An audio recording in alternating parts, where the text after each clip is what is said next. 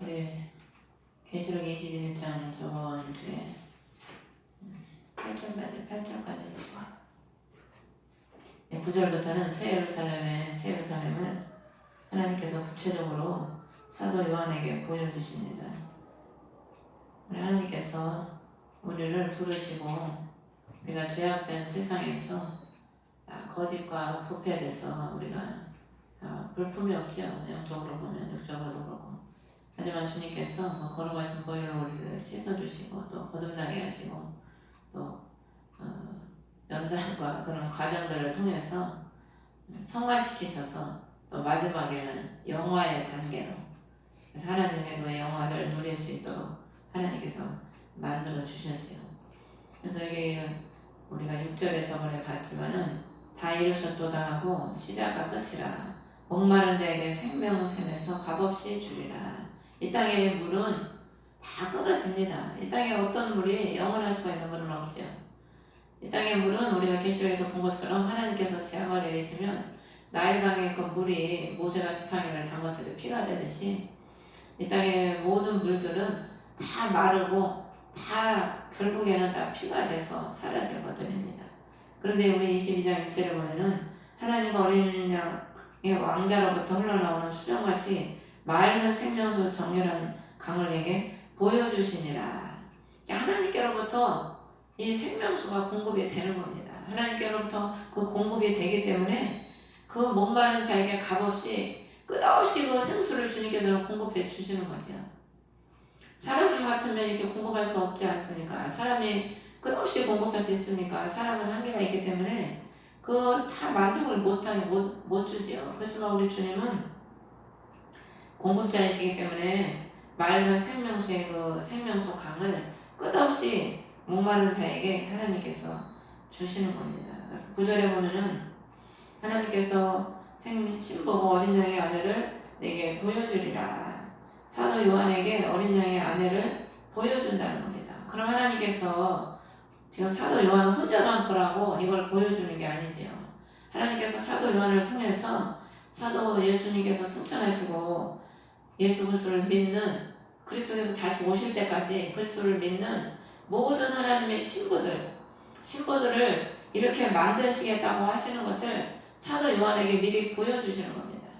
보여주는 이유는 보고 깨달으라고, 또 보고 순종하라고, 또 보고 그렇게 만들어지라고, 또 하나님께서 보여주시는 마지막의 최종 목적은 내가 이렇게 만들 것이라는 것을 사도 요한에게 미리 보여주시는 거죠. 오늘날도 하나님께서 기도하는 사람들에게 많은 것들을 보여주시죠. 많은 것들을 보여주시는 이유는 보고 깨닫고 또 하나님께서는 미래를 많이 보여주십니다. 기도하는 주의 백성들에게 하나님께서 이루신 일들을 항상 소망 가운데 보여주시는데 그 보여주시는 이유는 하나님께서 그렇게 만들 것이니까 소망을 가지고 믿음을 가지고 힘들고 어려워도 끝까지 주를 붙잡고 나아가라고 하나님께서는 보여주시는 거죠. 하나님은 이 모양 저 모양으로 많은 것들을 보여주시지 않습니까? 어제도 동호사님하고 얘기하는데 하나님이 이쪽 저쪽을 예수님 막 뛰어다니면서 영혼들이 죽어가는 걸 안타까우셔서 막 주님이 뛰어다니면서 안타까워하신다고 그런 걸 보여주시더라고요. 그럼 하나님께서 그것을 왜 보여주시겠습니까? 그만큼 지금 많은 영혼들이 구원받을 많은 영혼들이 있는데 일꾼이 없는 거 일꾼이 주를 위해서 그 이사야 6장에 보면 하나님께서 누가 나를 위해 가고 누가 우리를 위해 갈고 탄식할 때 이사야가 뭐라고 합니까? 주여 내가 여기 있으니 나를 보내소서.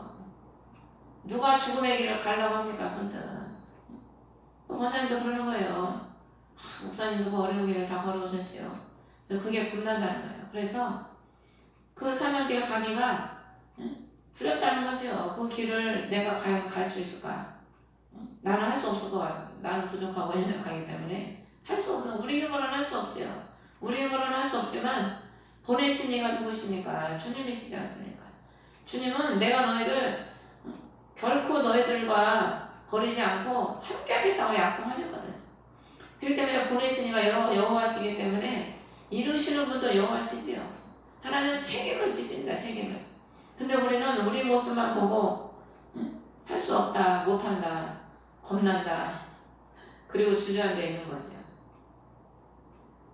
하나님께서 여러분들에게 보여주시는 것은 하나님께서 반드시 그것을 이룬다고 보여주시는 것으로 여러분들이 믿고 소망을 가지고 또 이룰 때까지 우리가 감사함으로 또 이겨야 될 줄 믿습니다. 10절에 영안에서 나를 데리고 갔다는 거예요.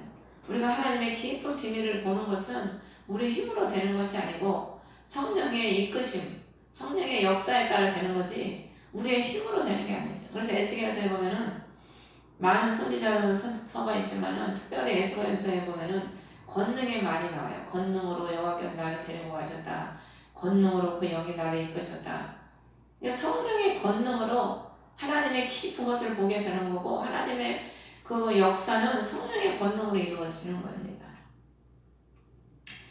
데리고 크고 높은 산에 이르렀다. 에스겔도 하나님께서 그 머리 한 줌을 딱 들어가지고 크고 높은 산에 데리고 가셨다고 하거든. 크고 높은 산에 데리고 가서 뭘 보여주셨냐? 하나님의 성전을 보여줘서 성전을. 그래서 에스겔 보면은 하나님께서 그를 영으로 이끌어 가셔가지고 크고 높은 산에 데리고 가셔서 그 미래에 될 그 에스겔 나오는 성전은요 미래의 그리스도께서 이루신 성전입니다. 그래서 그 성전에는 딱 저기 두 가지가 구약의 모세의 성마가 같지가 않아요. 제가 지금 정확하게 생각이 안 나는데 갈보리하고 번제단인가 두세 가지가 밖에 없어요. 그 성전에는. 그러니까 그리스도의 신약에 이르러서 그리스도께서 이루신 새 성전은 그리스도께서 그 성도들을 제물 삼으셔가지고 받으시는 것. 이제 구약의 그 모든 율법은 다 폐허해지고 신약의 그리스도께서 새로운 신령과 진정으로 예수 그리스도를 통해서 이루어지는 예배를 이루어질 것을 그 에스겔 그 성전에 다 그걸 나타내주고 있더라고요. 언젠가 이제 그것도 말씀을 이제 나누는 시간이 있겠지만은 그 영적으로 보면은 그게 다 깨달아집니다. 영적으로 보면 그리스도께서 신약에 이루실 그 예배 그리스도의 신령들을 그 미리 다 에스겔에게 보여준 겁니다. 그게 크고 높은 산에 이르러서 하늘에서 하나님으로부터 내려오는 저 큰 도시고 거룩한 예루살렘을 내게 보여주셨다. 처음에 예루살렘은 무너졌지요. 이제 영원한 예루살렘, 예수 그리스도께서 친히 세우신 그 우리가 사람이 보는 예루살렘은 사람이 세웠잖아요. 어디까지 사람이 세운 거거든. 근데 우리 주님께서는 신약에 오셔서 이제 사람의 손으로 짓지 않는 자신의 피로써 자신의 말씀으로써 우리를 새 예루살렘으로 지어주시는 거죠.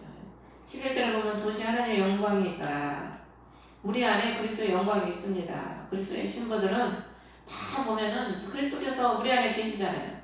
그리스도 자체가 영광이시거든. 그러니까 그리스도의 영광이 여러분과 우리 심령에 함께하고 있는 겁니다. 그것의 빛은 지극히 귀중한 보석 같다. 보석이 얼마나 귀합니까? 여자들 특히 보석이라면 그냥 깜빡하잖아요. 깜빡해. 달고 걸고 그냥 끼고 아주 그냥 요란하게 아주 있으면 있는 대로 달고 끼고 다니잖아요. 그만큼 그게 빛나고 값비싸고 귀하니까 그런 겁니다. 우리 말라기 3장 17절에 보면 만군의 주가 말하노라 내가 나의 보석들을 만드는 그날 그들을 나의 소유로 삼을 것이고 또 사람이 자기를 섬기는 자기의 친아들을 아끼는 것 같이 내가 그들을 아끼리니 주님이 우리를 보석으로 만든다는 거예요. 보석으로. 그러니까 보석이 얼마나 귀합니까? 그러니까 보석으로 하나님이 우리를 귀한 존재로 만드시는 거죠. 그래서 다이아몬드가 참 그 보석이 보면은 잘 눈에 보이지가 않잖아요. 잘 보이지가 않는데 아주 깊은 곳에 감춰져 있는 게 보물이죠. 근데 주님은 그것을 캐내셔가지고 자신의 그 깎아가지고 아름다운 모양을 만드시는 겁니다. 그러니까 우리를 보석 같은 존재로 하나님께서 택하셔서 그 깎으셔서 아름다운 빛나는 그런 보석 같은 존재로 신부로 만드시는 겁니다. 이거면은 벽옥 같다. 벽옥이 여기 성경에는 벽옥이 참 많이 나와요. 이 늘 푸른 신앙을 의미하는데 변치 않는 그 믿음 안에 하나님의 은혜, 은사, 열매가 그 안에 맺혀지는 걸 의미하는데 그 하나님을 하나님의 모습이 병업 같다. 오늘 이 세르살렘에 나와 있는 이 보석들은 그 제사장의 옷에 붙어있는 12보석이 있지 않습니까? 그 보석도 여기에 많이 포함이 돼요. 그리고 이 보석들은 색깔이 다 무지갯빛 색깔이죠. 그 색깔에도 다 의미가 있는데 하나님의 병업 같으면 수정같이 맑더라. 수정은 깨끗함을 상징하지요. 우리가 예수 그리스도를 믿는 자들은 깨끗해야 돼. 그래서 우리가 예수를 믿는 사람들을 보면은 집안도 깨끗해야죠. 그 사람이 가는데 곳마다 깨끗함이 거룩함 아닙니까? 그거 깨끗해야지.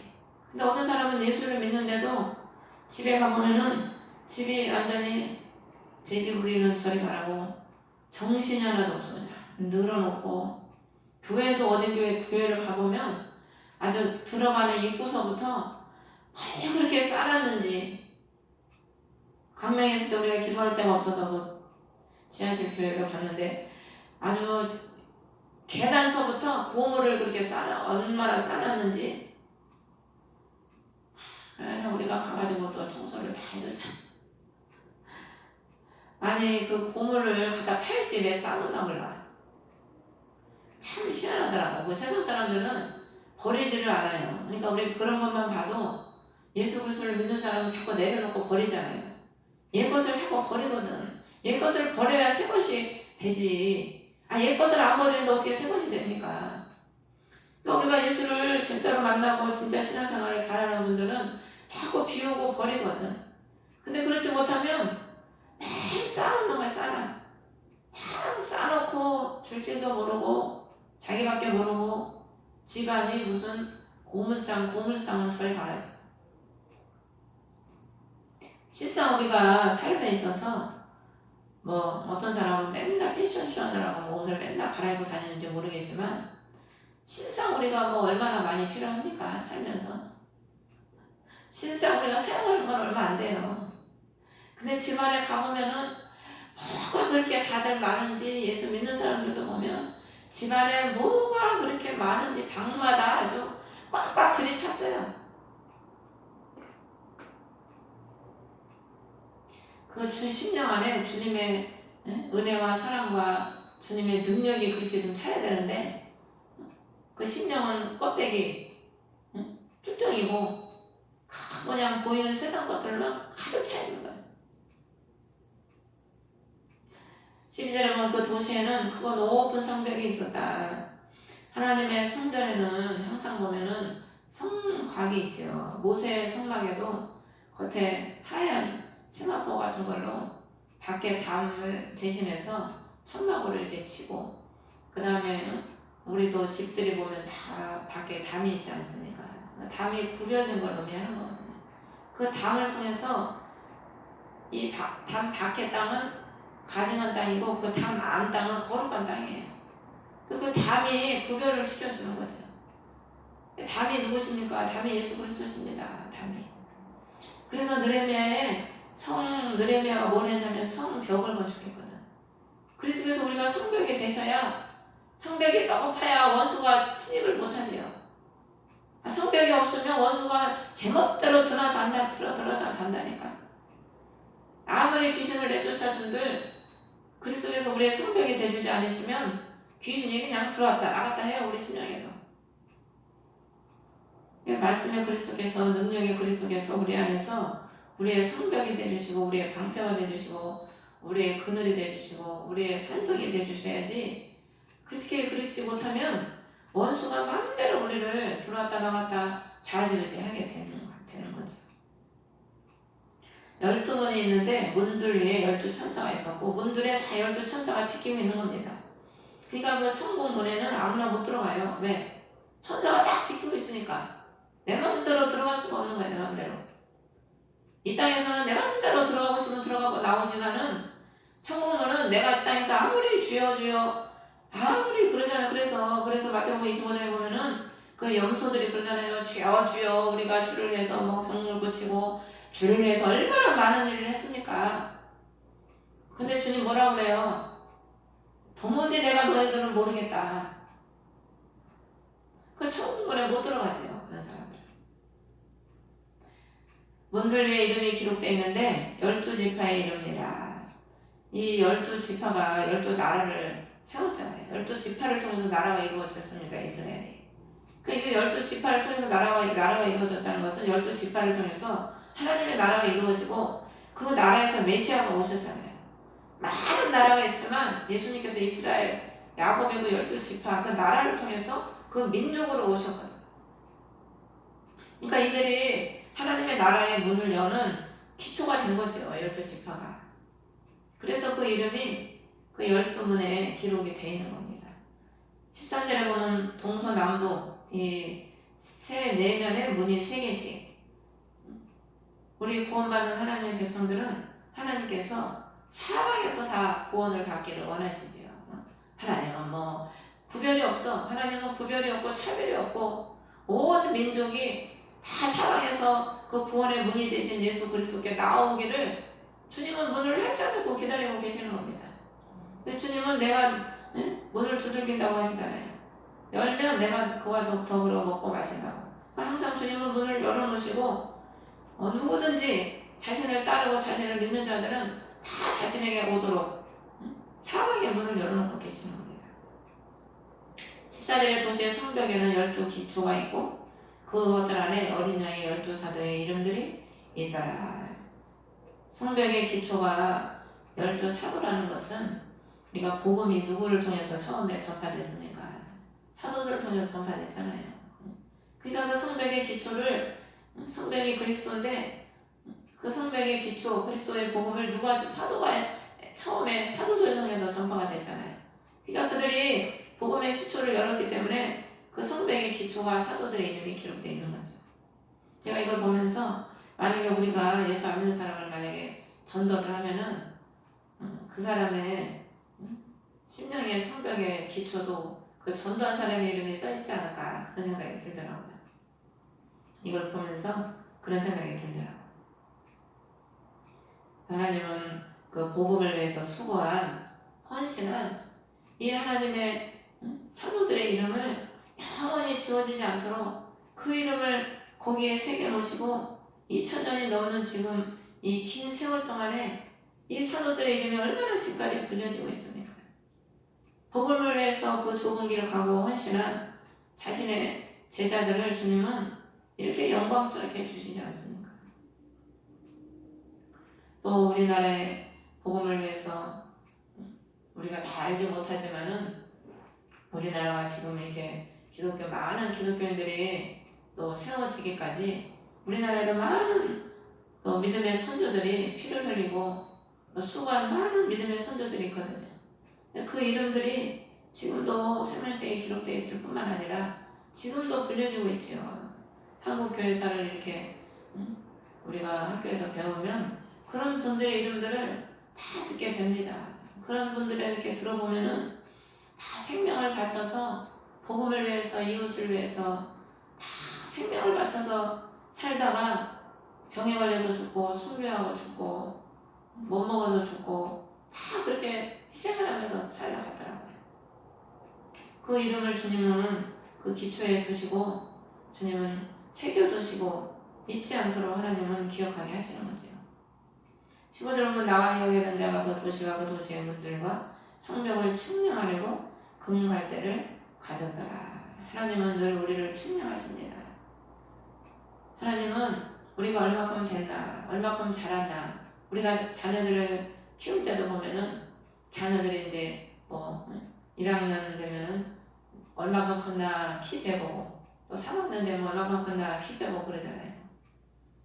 하나님은 늘 우리를 그래서 그 에스겔 37장에 보면은 물을 측량하니까 발목에 이르고 또 측량하니까 무릎에 이르고 또 측량하니까 허리에 이르고 또 측량하니까 헤엄치러 가는 거죠.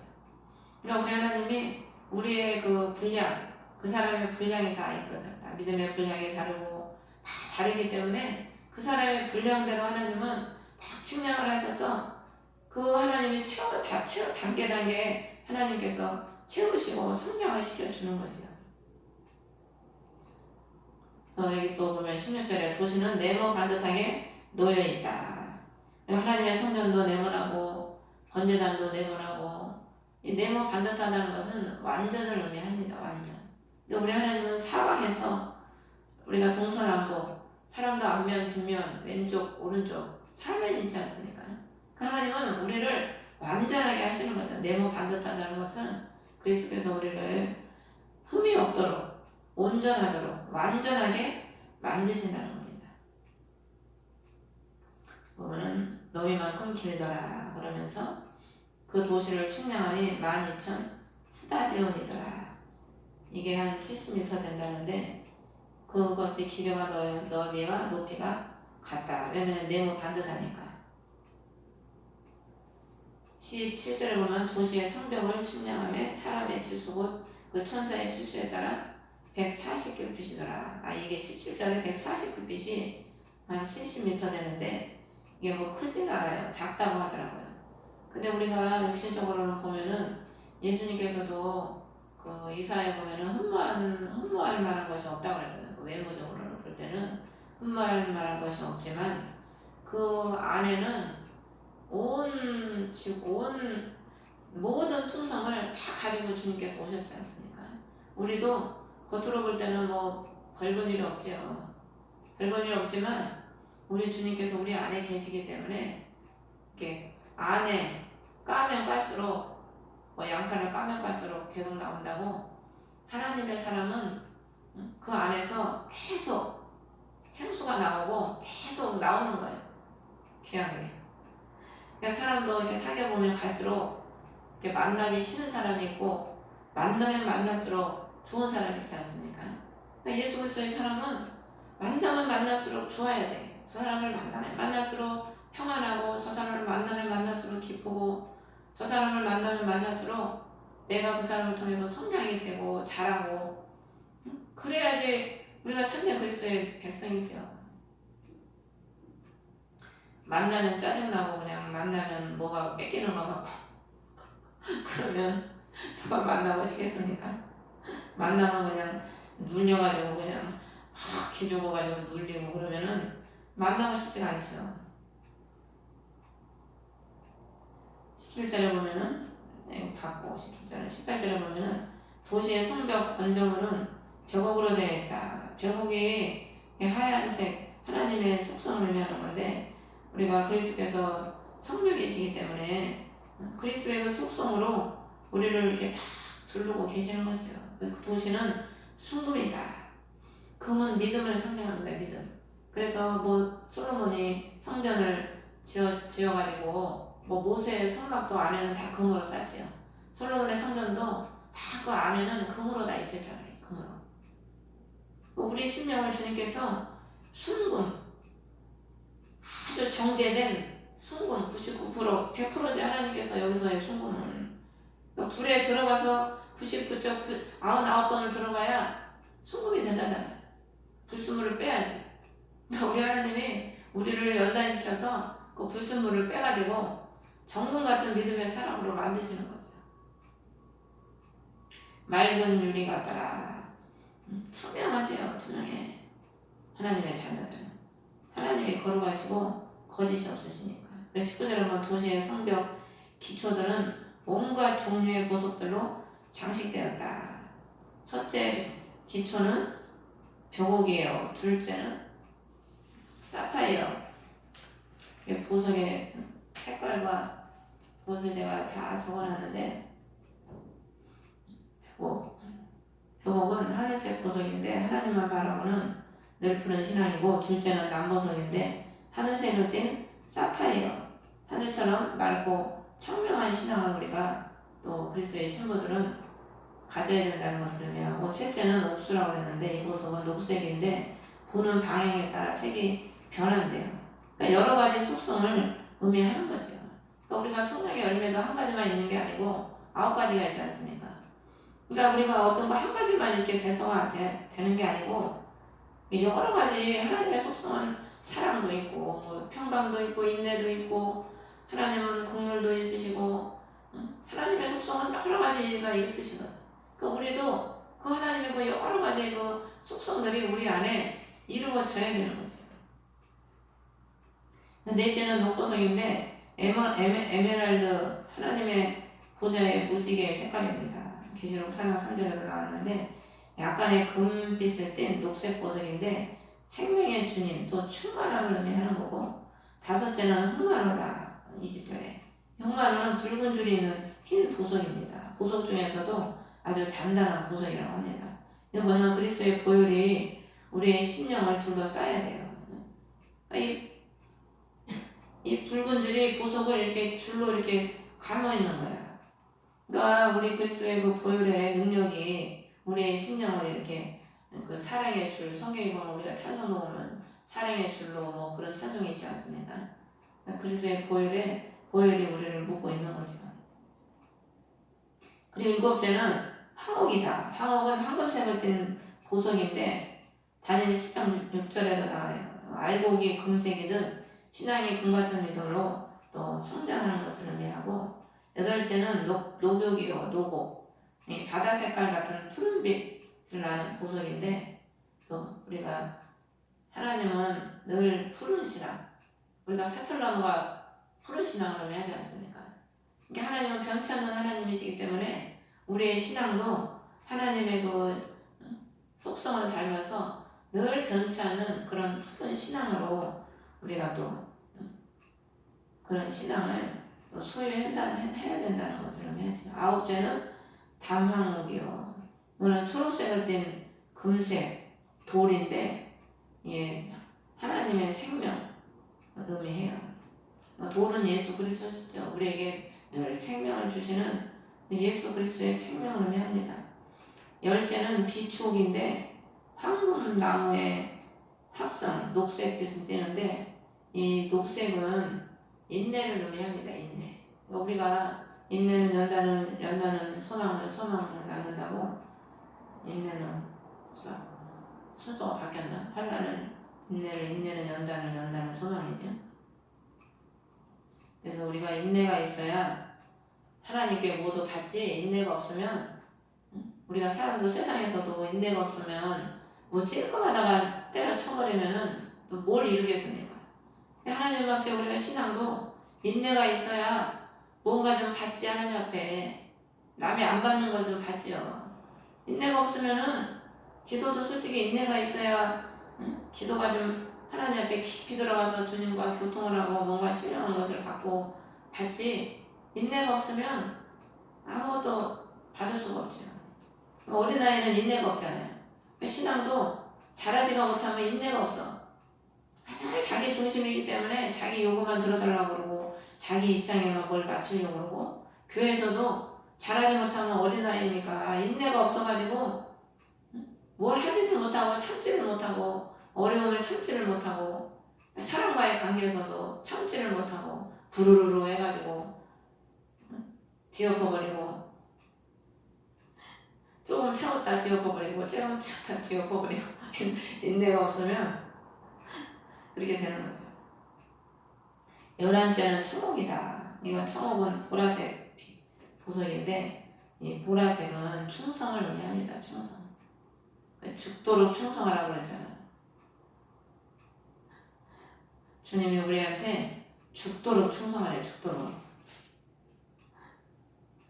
주님의 은혜를 입으면 진짜 막 죽도록 충성하라고 주님이 막 그렇게, 안 그래도 이 심령에서 진짜 죽도록 충성하고 싶은 마음이 막 이렇게 올라와요.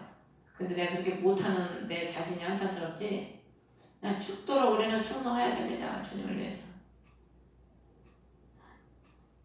근데 그게 믿음이 아직 성장이 안 되고 주님과의 사랑을, 우리가 사람도 서로 사랑을 해야 그 사람을 위해서 희생할 수가 있듯이 예수 그리스도를 우리가 사랑하는 그 분량이 커져야 그를 위해서 충성할 수가 있는 거지, 말로 맨날 충성이라 한다고 해서 충성이 되는 건 아니죠. 12번째는 자정이라, 자수정. 여기 자정이나 자수정이나 똑같은 거예요. 근데 이제 이게 번역할 때 좀 이제 달라진 건데, 이 자수정은 문자적으로 술 취하지 않는 뜻이라는, 술 취하지 않는 그런 뜻이에요. 술 취하지 않는다. 그러니까 이 자수정은 술을 깨게 하는 효능이 있다고 합니다. 이게 뭘 의미하냐면은 술은 세속을 의미하잖아요. 세상. 그러니까 세상에 취하면 주님이 언제 오는 것도 몰라. 그래서 마태복음 24장에 그 악한 종은 술에 취해가지고 자 종들을 핍박한다고 그러거든. 주님이 오실 것을 증거하는 종들을 핍박한다고 그러거든. 그러니까 세상에 취하면은 주님이 언제 오는지 관심도 없고 때도 모르고 세상에 취해서 영적인 것을 잃어버리는 거죠. 삼손이 드릴라에 취해가지고 그 무릎을 베고 잠이 드니까 어떻게 됩니까? 머리가 착 밀리고 그 다음에는 어떻게 돼? 눈이 뽑히고 그 다음에는 종이 돼서 감옥에서 쇠사슬에 묶여서 그 맷돌을 돌리는 거 짐승 같은 삶을 살아갑니다. 우리가 세상에 취하면은요 다 뺏겨버려. 주님께로부터 온 귀한 구원만 주십니까? 우리 하나님이 구원은 더불어 플러스 보너스로 오늘 이렇게 영광스러운 하나님의 영광을 우리한테 입혀주시거든. 근데 우리가 세상에 취하게 되면은 구원은 물론이고 거기에 따라오는 모든 영광도 다 뺏겨버리는 거예요. 그리스도가 계시면 그에 따른 모든 영광이 따라오고 그리스도가 없으면 다 뺏기는 거예요. 그래서 마지막에 21절에 열두문은 진주로 되어 있다. 각각 한 개의 진주로 되어 있고 그 도시의 거리는 순금이요 천연한 유리 같다. 진주는 고난을 통해서 만들어지는 거죠. 그래서 천국문은 고난을 통과하지 않으면 천국에 들어갈 수가 없습니다. 그걸 의미하는 겁니다. 성경에 그게 많이 나와 있어요. 시간이 없어서 다 말을 못해도. 그래서 하나님은 우리의 눈물과 고난을 통해서 우리가 연단을 통해서 만들어지고 거룩한 보석이 되고 그리스도의 백성으로 신부로서 이렇게 아름다운 신부로서 만들어 가시는 겁니다. 그래서 여러분들도 다 이렇게 아름다운 신부가 되시기를 주 이름으로 축원합니다. 우리가 주기도문으로 예배를 마치겠습니다. 하늘에 계신 우리 아버지 이름이 거룩히 여김을 받으시오.